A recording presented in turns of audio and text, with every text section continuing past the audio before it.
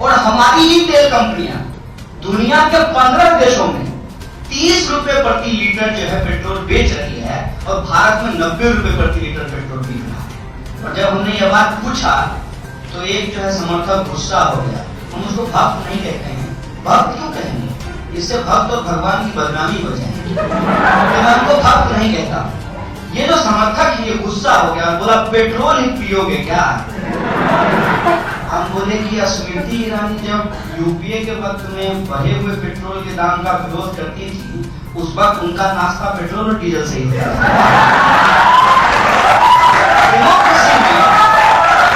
Democracy में आप विरोध के स्वर को इस तरीके से क्यों दबाना चाहते हैं? आजकल बोलना बहुत मुश्किल हो गया है।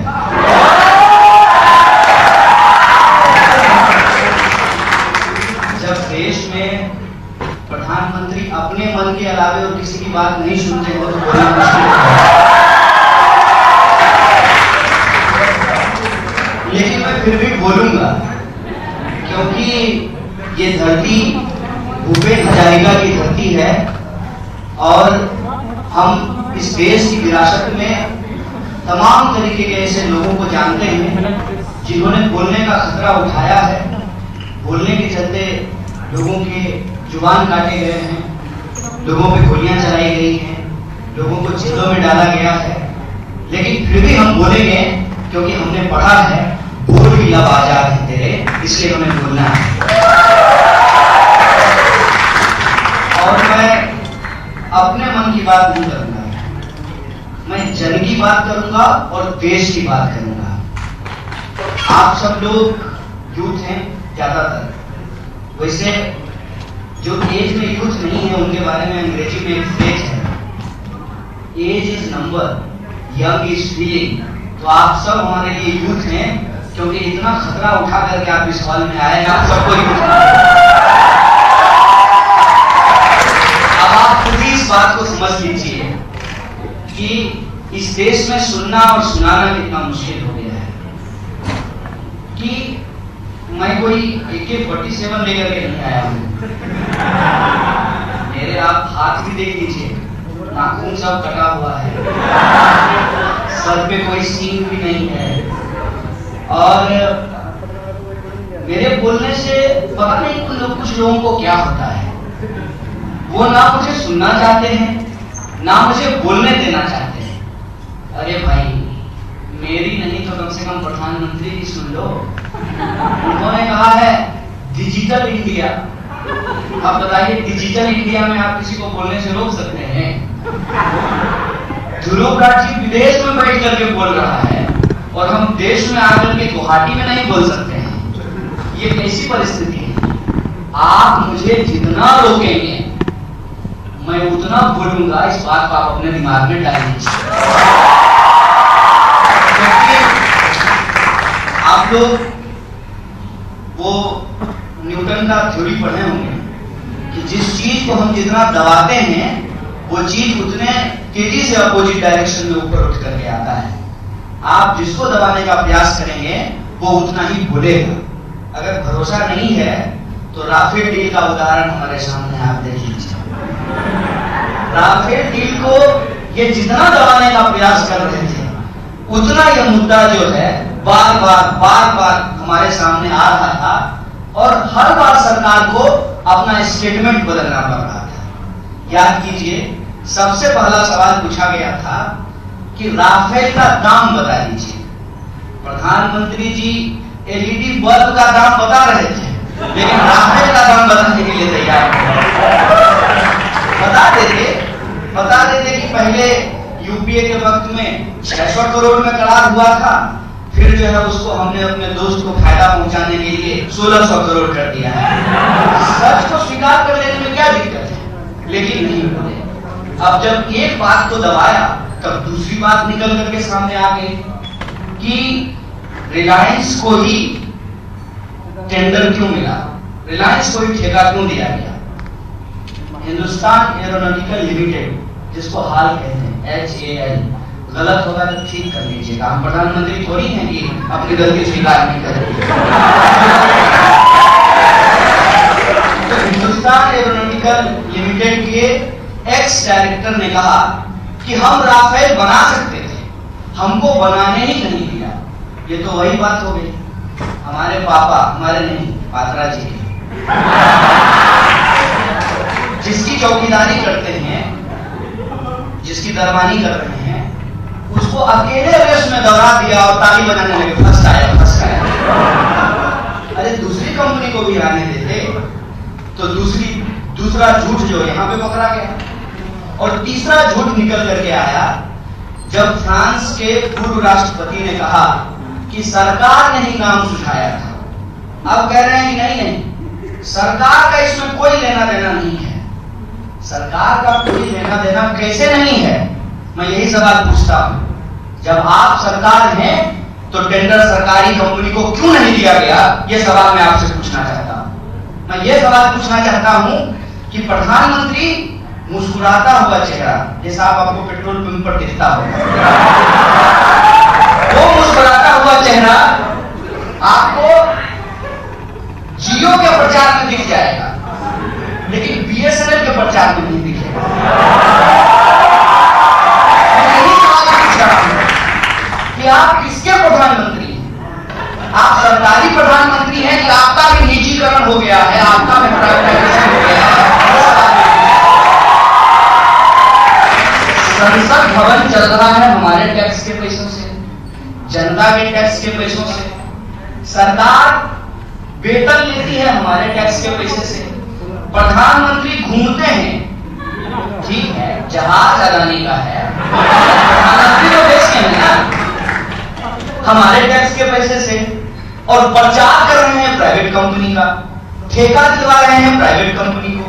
एक एक करके इस देश के सरकारी संस्थानों को बर्बाद किया जा रहा है।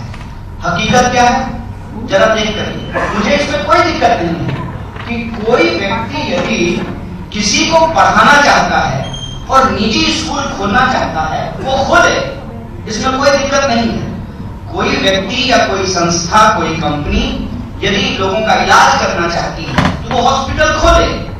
लेकिन ये कोई कह दे कि सरकारी संस्थाएं बेकार होती हैं और प्राइवेट संस्था बहुत अच्छी होती है, तो इस देश में सरकार की भी जरूरत नहीं है। कह दीजिए कि प्राइवेट कंपनी का सीईओ बहुत परफॉर्मिंग है, इसलिए प्रधानमंत्री नहीं चुनेंगे, हम लोग सीईओ का चुनाव किया है। डेमोक्रेसी का क्या मतलब होता है? और डेमोक्रेसी को धीरे धीरे आप मोमोक्रेसी में कन्वर्ट कर रहे हैं। रियलिटी से कोई मतलब नहीं है, परसेप्शन को फैला रहे हैं। और ये परसेप्शन बनाया गया है कि सरकारी कंपनियां परफॉर्मिंग नहीं होती है।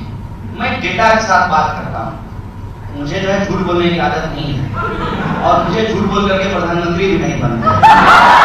तो ये आपको बता दूं कि डेटा क्या कहता है। देश की top hospital all India institute of medical science, AIIMS, अभी तो प्रधानमंत्री जी बोले थे कि 15 एम्स बनाएंगे, एक भी नहीं बनाएंगे, हो सकता है 2022 में बनाएंगे। गोल पोस्ट जो है बहुत चालाकी से शिफ्ट कर दी है और इनकी सारी योजना पूरी होगी 2022 में। मतलब जुमलेबाजी जो है वो 5 साल के लिए नहीं, पंचवर्षीय योजना नहीं है, 10 वर्षीय योजना है। इसीलिए सारी योजना आयोग को खत्म कर दिया गया है। ये डेटा है कि इस देश की बेस्ट यूनिवर्सिटी जेएनयू है, और ये हम नहीं कह रहे हैं, देश के राष्ट्रपति ने बेस्ट यूनिवर्सिटी का अवार्ड दिया है जेएनयू को। और यूनिवर्सिटी ऑफ एमिनेंस का अवार्ड किसको मिला है? जियो, जो अभी बना ही नहीं है। अब बताइए कि कोई यूनिवर्सिटी बिना बने ही कैसे बेस्ट हो जाती है? और जो ऑलरेडी बनी हुई यूनिवर्सिटी है उसके बारे में आप कोई चर्चा नहीं कर रहे हैं। बेस्ट हॉस्पिटल के बारे में कोई चर्चा नहीं कर रहे हैं, बेस्ट मैनेजमेंट स्कूल के बारे में कोई चर्चा नहीं कर रहे हैं, बेस्ट जो है साइंस के इंस्टीट्यूट के बारे में कोई चर्चा नहीं कर रहे हैं। ये परसेप्शन क्यों क्रिएट किया गया है? ये परसेप्शन इसलिए क्रिएट किया गया है कि आपका टैक्स का पैसा लिया जाएगा, हर 5 साल जो है चुनाव पे खर्च किया जाएगा, और सरकार जब चुन करके आएगी तो आपके टैक्स के पैसे को दोनों हाथ से इस देश के मुट्ठी भर कॉर्पोरेट के पीछे लुटाएगी। रियलिटी क्या है? रियलिटी ये है कि इस देश में टोटल एनपीए 10 लाख करोड़ से ज्यादा हो, 10 लाख करोड़। आज अगर आपका खाता है पीएनबी में तो आप भगवान कीजिए, कभी भी बैंक कह देगी कि हमारे पास पैसा नहीं है। आज रियलिटी ये है कि सारे खाता धारक पीएनबी का यदि सुबह जाकर के लाइन लगा दें अपने अपने ब्रांच में और कहें कि हमारा पैसा वापस कर दीजिए, पीएनबी वापस नहीं कर सकती है। आईडीबीआई बैंक को जो है बेचने की तैयारी की जा रही है और वो बिकेगा और साथ में साथ जो है एलआईसी का पैसा भी उसमें डूबेगा और उसको प्राइवेट इसलिए किया जा रहा है कि जितना एनपीए दिया गया है उसके बारे में कैग जो है कोई जांच नहीं कर सके। तो पैसा आपका लुटाया जा रहा है माल्या के पीछे, मेहुल चोकसी के पीछे और नीरव मोदी के पीछे। ये जो करप्शन है, इस करप्शन को हमको समझना पड़ेगा। कैपिटलिज्म को लेकर के एक बात कही गई है कि कैपिटलिज्म की रियलिटी क्या है आज में। रखिए, वक्त के साथ चीजें बदलती हैं, कैपिटलिज्म भी धीरे धीरे बदलेगा, लेकिन आज जो जिस तरह के इकोनॉमिक माहौल में हम लोग जी रहे हैं, इसमें हो ये रहा है कि privatisation of profit and socialisation of loss हो रहा है। इस बात को आप समझिए कि पैसा जब कमाती है कंपनी, जैसे हुआ 12,000 किसान आत्महत्या किए हैं इस देश में एक साल में, और उन किसानों को देने वाली जो बीमा कंपनी है, again friend of Modi ji, उस कंपनी को 10,000 करोड़ का मुनाफा हुआ। मुनाफा जब होगा तो कंपनी का और नुकसान जब होगा तो जनता का। आपको पता भी नहीं चलता है कि आपके खाते से 50 रुपया 100 रुपया काट लिया जाता है, और ये सब मुंह दिखाई है। कल को हो सकता है कि बैंक ये कानून बना दे कि आपका चेहरा हमारे सीसीटीवी कैमरे में आ गया है, आपको 251 रुपया मुंह दिखाई दे रहा है। ये क्या है? पहले कहे कि जीरो बैलेंस पे खाता खुलवाइए, और जब आप खाता खुलवा लिए हैं तो कह रहे हैं कि मिनिमम बैलेंस मेंटेन कीजिए, नहीं तो आपसे फाइन काटेंगे। और एसबीआई की रियलिटी ये है कि जितना उसका प्रॉफिट है उससे ज्यादा तो उसने पनिशमेंट में पैसा वसूल लिया है, फाइन में पैसा वसूल लिया है। ये पैसा किसके ऊपर लुटाया जा रहा है? और ये तो हमारा रियल इशू है, जहां हम देखते हैं कि एक तरफ क्रूड ऑयल का प्राइस लगातार घट रहा है। आप लोग आसाम में कहें, डिब्रूगढ़ बगल में है, अच्छा से पता कर सकते हैं रियलिटी क्या है। लगातार जो कच्चे तेल की कीमत है वो कम हो रही है, और हमारी ही तेल कंपनियां दुनिया के 15 देशों में 30 रुपए प्रति लीटर जो है पेट्रोल बेच रही है, और भारत में 90 रुपए प्रति लीटर पेट्रोल बिक रहा है। और जब हमने ये बात पूछा तो एक जो है समर्थक गुस्सा हो गया। हम उसको भक्त नहीं कहते हैं, भक्त क्यों कहेंगे? इससे भक्त और भगवान की बदनामी हो जाएगी, तो मैं उनको भक्त नहीं कहता। ये जो समर्थक है ये गुस्सा हो गया और बोला पेट्रोल ही पियोगे क्या? हम बोले कि स्मृति ईरानी जब यूपीए के वक्त में बढ़े हुए पेट्रोल के दाम का विरोध करती थी, उस वक्त उनका नाश्ता पेट्रोल और डीजल से ही होता था।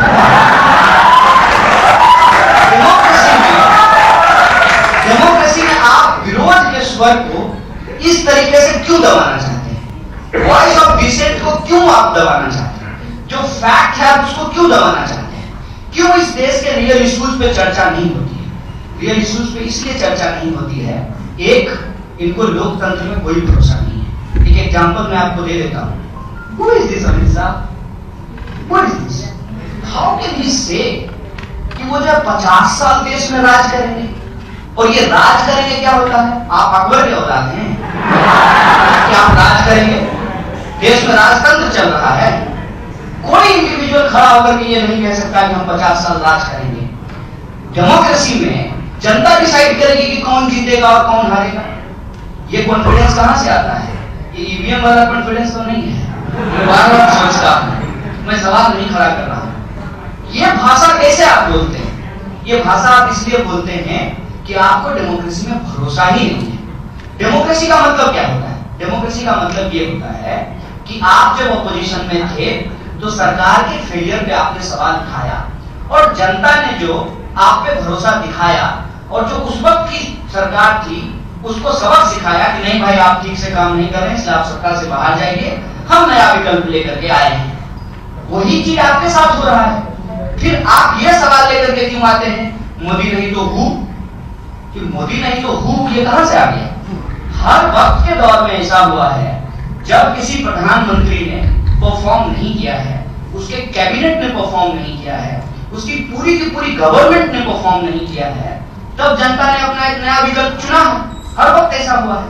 अगर ऐसा नहीं होता तो हम लोग नेहरू जी के बाद भी पूछते हैं, नेहरू नहीं तो हु। इंदिरा जी के बाद पूछते, इंदिरा नहीं तो हु। उस वक्त तो नहीं पूछ रहे थे, हु नहीं कर रहे थे। अभी हु क्यों कर रहे हैं? अभी हम ये हु इसलिए कर रहे हैं क्योंकि हमको लोकतंत्र का बेसिक चीज में भरोसा नहीं है।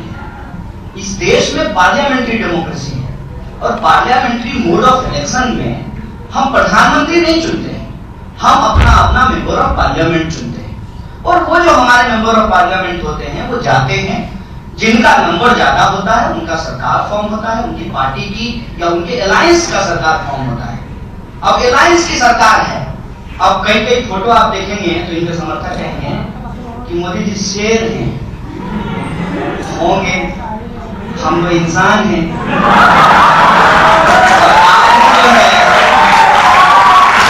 आपने कभी शेर को, किसी इंसान को गले में जंजीर बांध करके मॉर्निंग वॉक करते हुए देखा है? ये काम भी इंसान ही करता है। आप इंसान हो जाइए और आपको जो जिम्मेवारी दी गई है आपको निभाइए। और वो जिम्मेवारी ये थी कि आप पार्लियामेंट्री डेमोक्रेसी से चुन करके आए हैं। पार्लियामेंट्री मोड ऑफ इलेक्शन में यदि आप परफॉर्म नहीं करेंगे तो जनता अपना अलग विकल्प चुनेगी और ये हमेशा से होते रहा है। इसीलिए तो हर बार 5 साल में इलेक्शन होता है, नहीं तो फिर इलेक्शन करने की क्या जरूरत थी? कह देते कि जब तक मोदी जी जिंदा रहेंगे तब तक प्रधानमंत्री रहेंगे। जैसा अमेरिका का नाम आया तो कहते थे कि अमेरिका में प्रेसिडेंशियल मोड ऑफ इलेक्शन होता है। तो जब एक व्यक्ति के बीच में ही लड़ाई होगी तो जो है एक तरफ मोदी जी को खड़ा कर देंगे, दूसरी तरफ कोई और खड़ा हो जाएगा, फिर इलेक्शन कराने की क्या जरूरत है? दोनों में डिबेट कंपटीशन करा देंगे, जो जीतेगा उसको प्रधानमंत्री बना देगा। ये पार्लियामेंट्री मोड ऑफ इलेक्शन है। पार्लियामेंट्री मोड ऑफ इलेक्शन में हम मेंबर ऑफ पार्लियामेंट चुनते हैं, वो जाते हैं, जिनका बहुमत होता है वो सरकार बनाते हैं।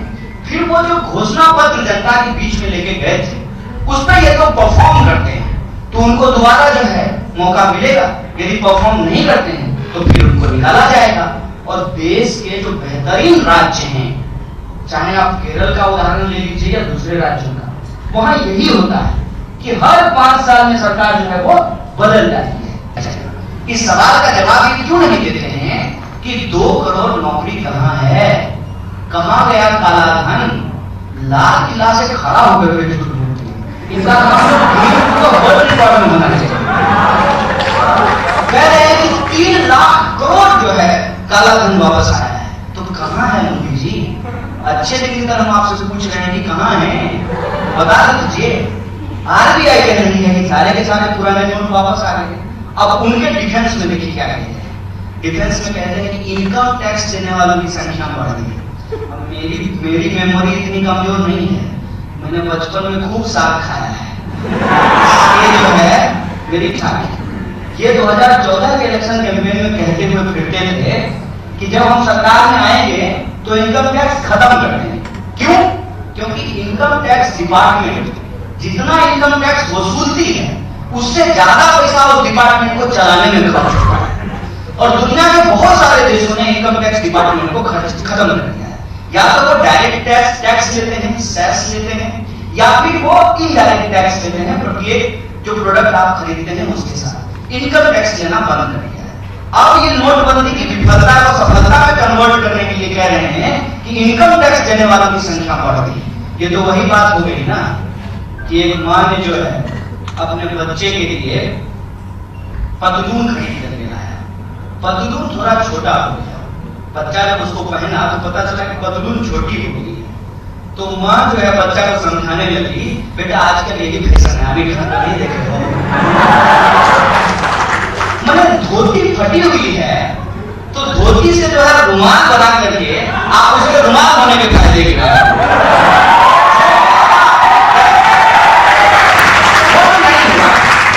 काले धन वापस नहीं आए, आतंकवाद की घटना नहीं रुकी, रोज घटनाएं हो रही हैं।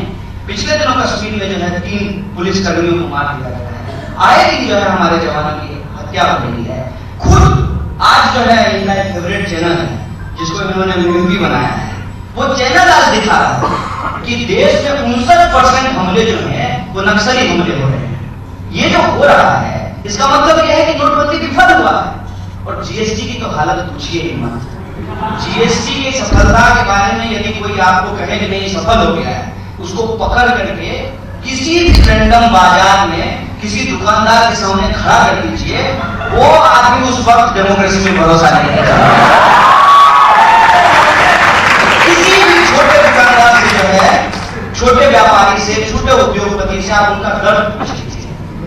बेचारा मारवाड़ी लोग ट्रेडिशनली इनको वोट देता है, अब वो भी चल रहा है मतलब व्यापार में हम दूसरे को बेवकूफ बनाते थे, ये जो है सरकार ने हमको बेवकूफ बनाया।